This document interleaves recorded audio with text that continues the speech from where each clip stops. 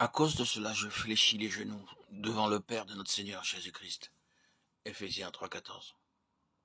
Soyez bons les uns envers les autres, compatissants, vous pardonnant réciproquement comme Dieu vous a pardonné en Christ. Éphésiens 4,32.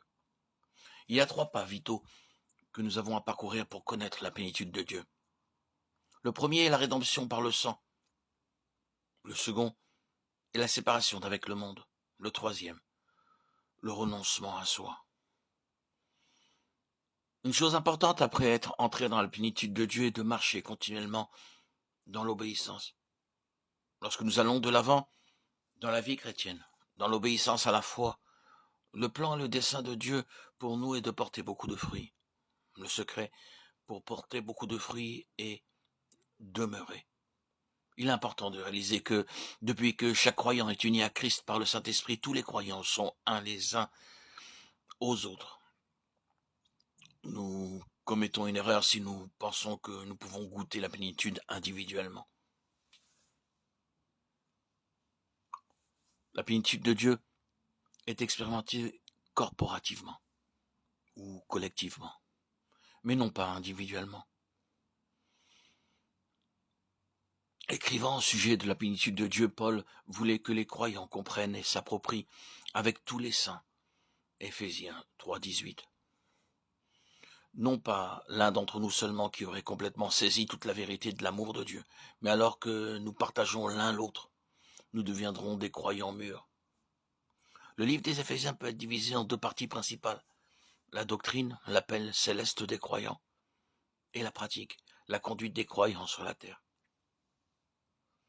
L'Écriture apporte une attention pleine de soin à la fois à la doctrine et à la pratique.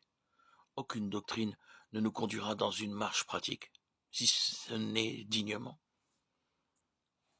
Après avoir exposé la doctrine, Paul concentre notre attention sur la pratique. Ce qui est votre vocation, marchez-y dignement.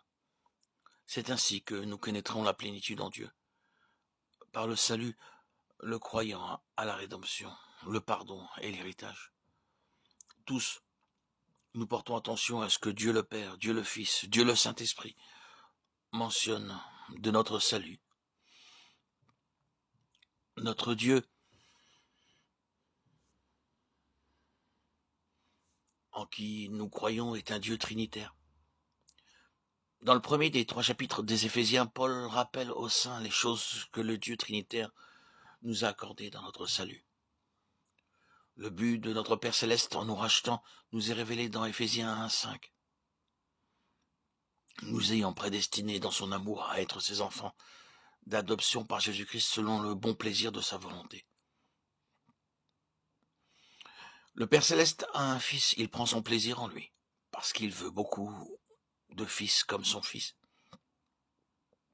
Il envoya son fils dans le monde afin qu'à travers le fils, il puisse avoir beaucoup de fils.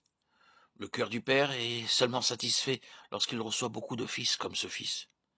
C'est ce que Dieu fait dans notre vie, afin qu'il puisse nous conformer à l'image de son Fils unique.